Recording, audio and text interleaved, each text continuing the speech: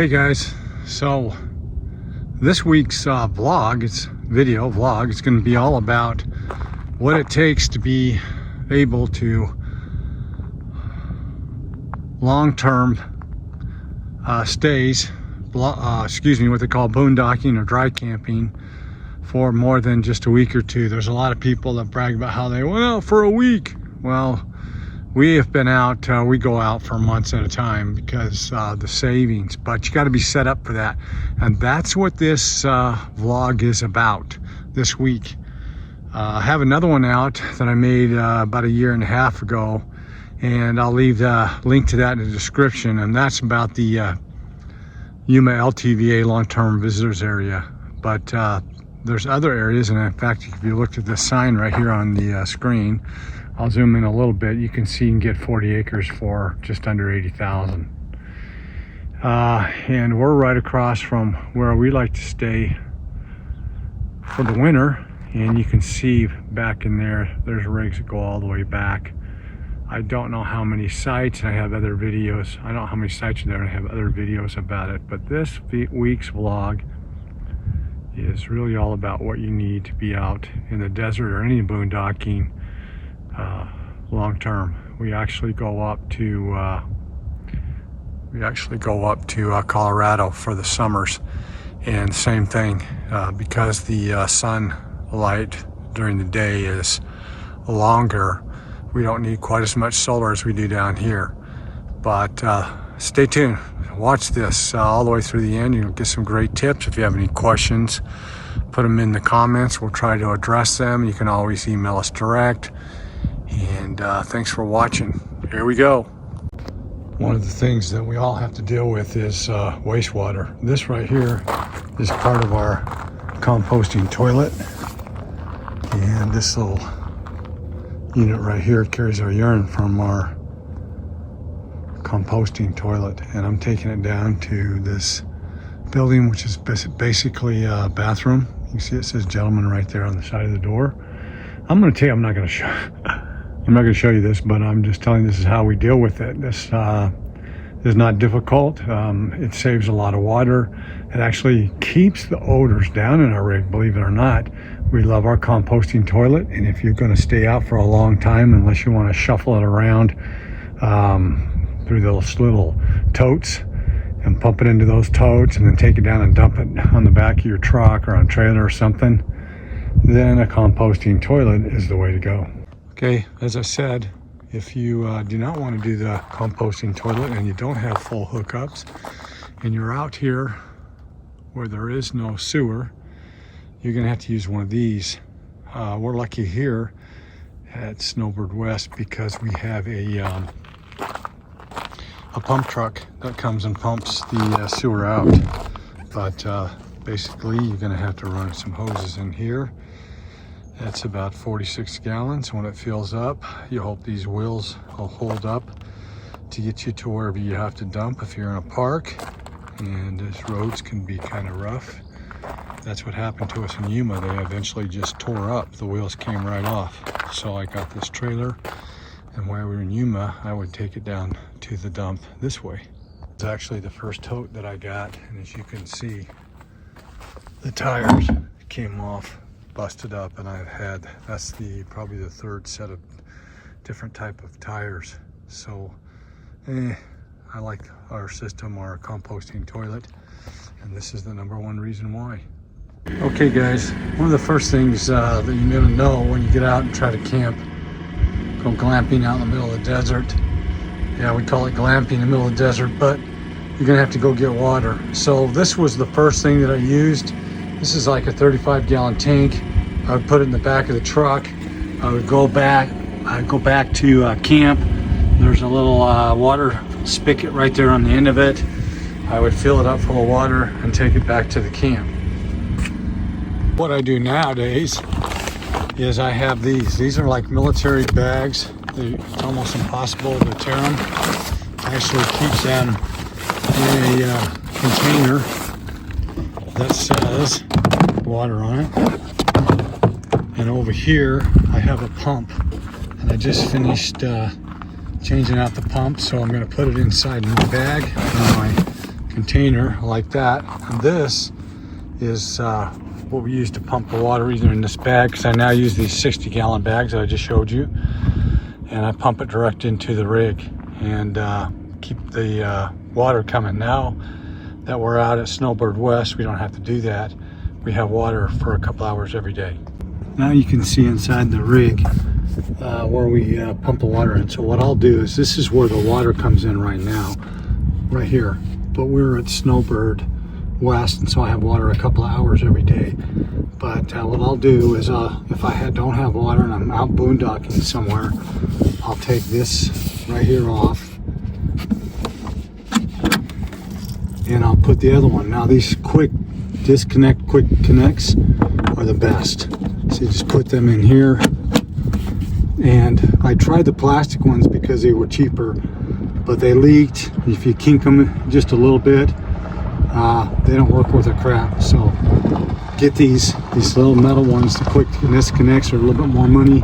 You can see I have it down here on the bottom with a tank flush, right down here on the other side of this hose, tank flush, and I have it up there. And they're just real quick and easy. They're worth the 10-15 bucks.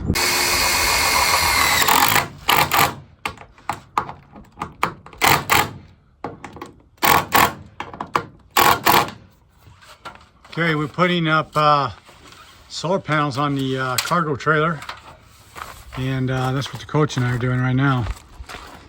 So these panels right here will go up on top, and you're gonna find, let me get a coach, and you're gonna find that this is one of the most important things about being out here, because we don't have any electricity, so we got to generate our own. Right, coach? Yep.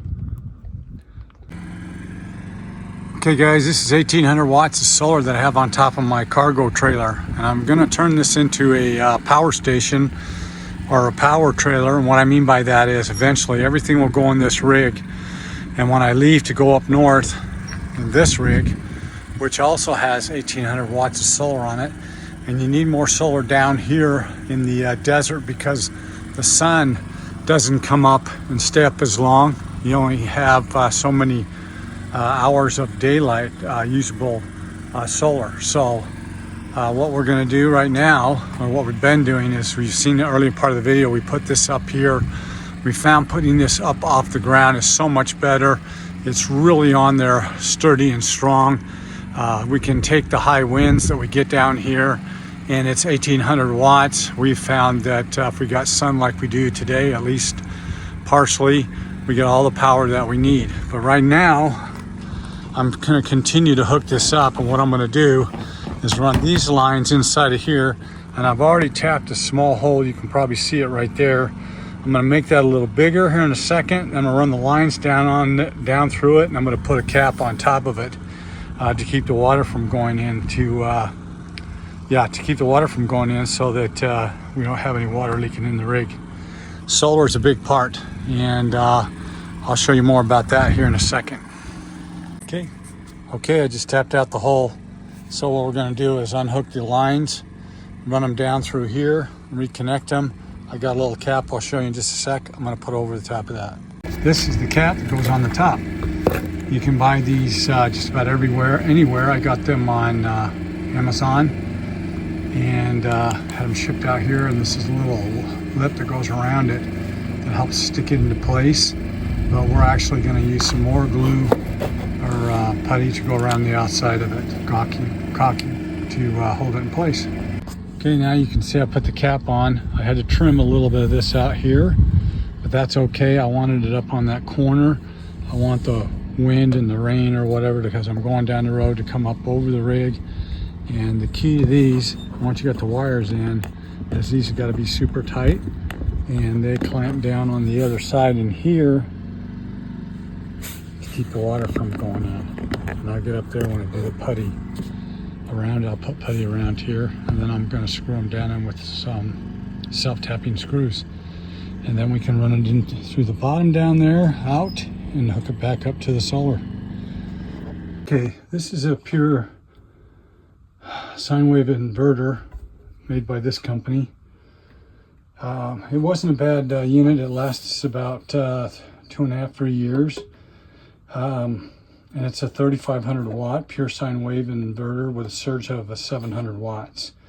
And it worked okay. It worked pretty good for a long time, but what happened was, I'll show you the replacement here in a minute, but you see on this back end where we hook up, these fans need to be are an integral part of keeping the unit cool, especially when you're really trying to draw power.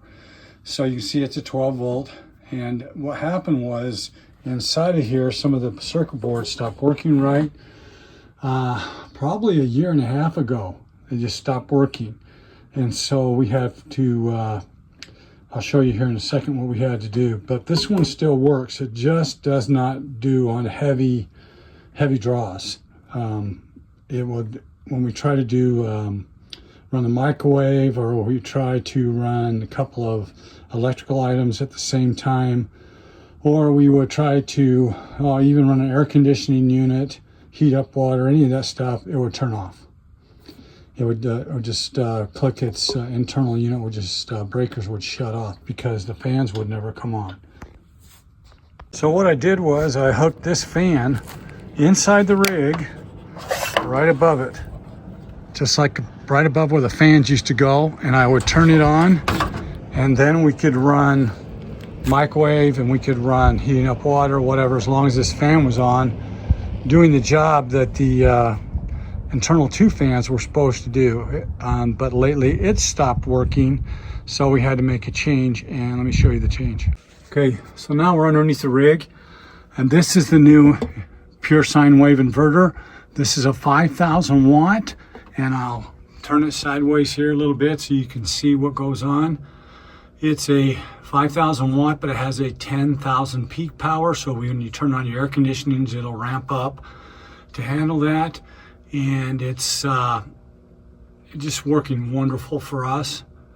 It has a remote wireless system that comes with it that's inside the rig, so we can keep an eye on what's going on. But that's the name of it right there. And this cost me a little bit over $500. And so far, it has just been amazing. So, just show you around inside of here again. I have 8 Battle-Born batteries, and it's kind of dusty, but we'll have to get that cleaned up. And then I have 2 charge controllers.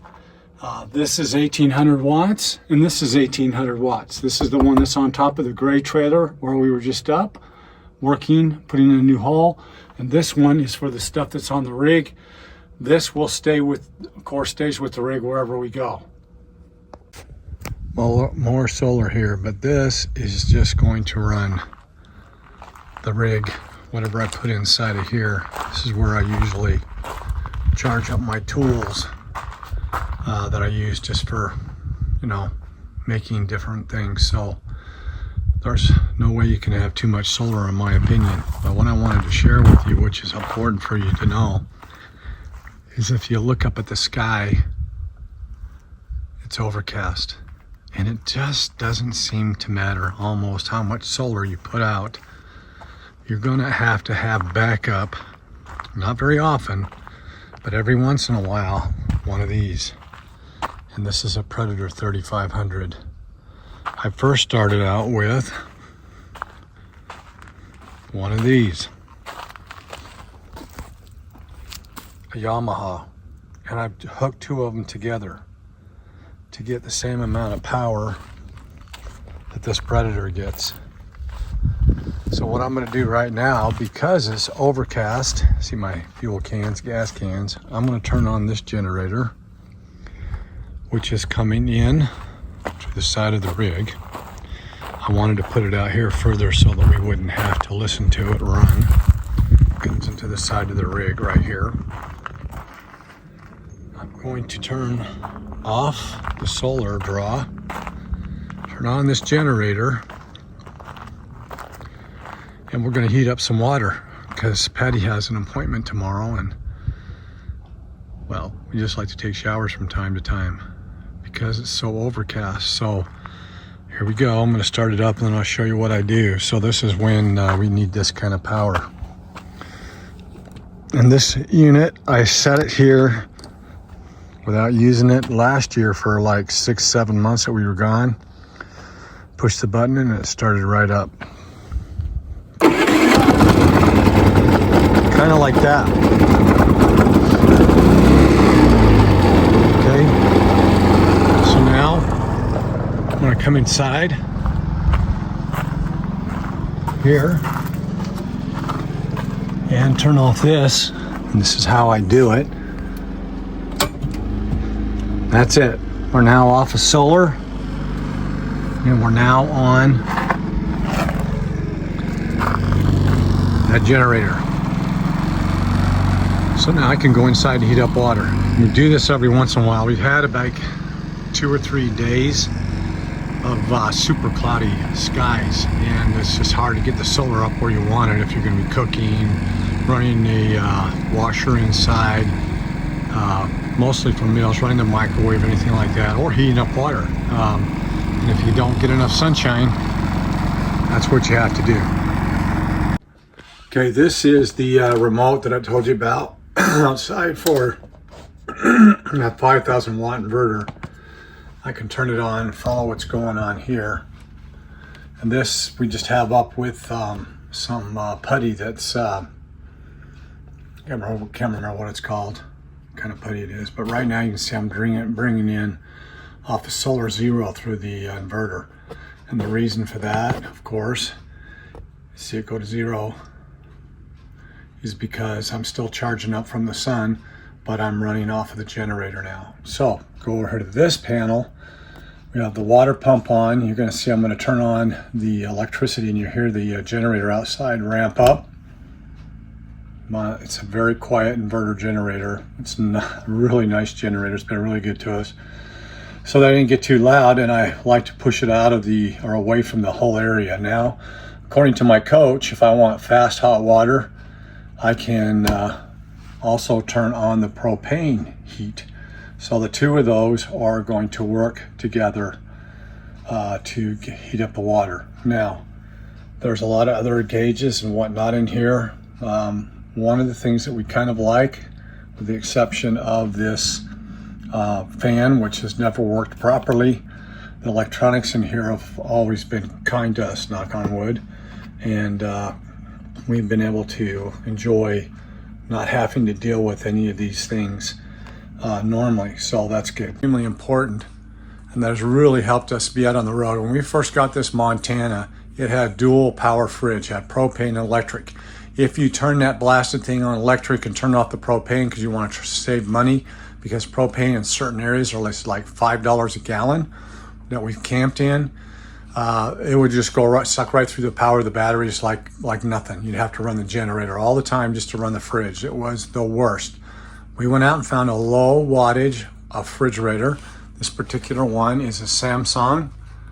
It's doing a fantastic job. We went 2 years running that other fridge. Had we known that we could put in a residential fridge and run it off the batteries night and day, I don't even think about it. I've had the power on this rig all the way down to, in the battery percentage, down to like 20 or 30%, and this thing just keeps on running. It's not drawing enough off of our batteries, what I'm trying to tell you, that we even have to worry about. If you are getting a brand new fridge, or excuse me, a brand new rig, most of them are going to this now. They're going to a residential fridges. If you're an older rig and you have one of those dual, unless you got deep pockets, if you're staying out in the middle of nowhere all the time, change out your fridge. It'll be worth it. It's been worth it for us. So this is one of the essentials for being out in the middle of nowhere. You got to keep your food cold. So I just wanted to finish up this video for this week real fast. Walk up this direction and then turn around and look back. This is our camp, our Montana fifth wheel, and we do have some big changes coming again, which we'll talk about on our next vlog maybe. But you can see the rig in the background with the new solar on the back, which I'm going to call my power trailer. No matter where we go, if we can get it there, and we will get it there, it'll help us with some power. So that's important. But if you have any other questions about anything that I've covered in this video, leave them down in the comments. We're glad to address them. Thanks for watching. Hit that like button. Subscribe to our channel. Hit that bell so you can get the notifications whenever we put up a video, which we probably do pretty much every Saturday. I like to put them out on Saturday. You can find more about what's going on with this, and if we can help anybody. I figure if we help one person who wants to get out and do this, then we've done well, then it's worth it. But I wanted to share one more thing with you that we need, and that's helped us a lot, and that's a dishy. And it's usually hanging on the back of the rig, but as you remember from our previous videos, we have done a lot of work on the back of the rig. But the dishy, or the Elon Musk's Starlink, has really helped us out a lot. We like it a lot. It's a little more than we want to pay. It's $150, but it helps Petty work. Petty still works. So if you want to watch a lot of videos, excuse me, and if you want to work like Petty does, she can do conference calls, whatever. She doesn't even think about it. We have enough internet to do that no matter where we are. So that's pretty unique and special. But hey guys, thanks for watching this video. Hit the like button, like I said, subscribe, tell your friends, and we'll keep making these. And we hope that, like I said, we can help some other people who are trying to live this lifestyle. The ability to move wherever you want, the ability to camp around the Grand Canyon or waterfalls or anywhere down here in the winter, and then return back up to the summer, in the summer to Colorado or some of the places that we're probably going to head next year. Makes it all worthwhile. But you got to have all this stuff. You got to have water, you got to have electric, you got to have sewer, you got to deal with those, you got to have internet, where I can't even do these videos. All that's important. Thanks for watching, guys. See you next time on Riders in the Storm.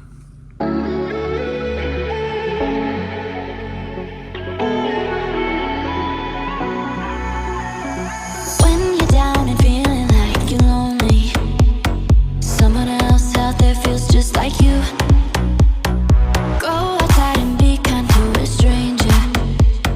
Watch what happens every time you do. Make your own sunshine. Smile 'cause it's alright. Your heart's a red kite, let it lift you up. With the family down the street, through the courtesy of Grace and Pete.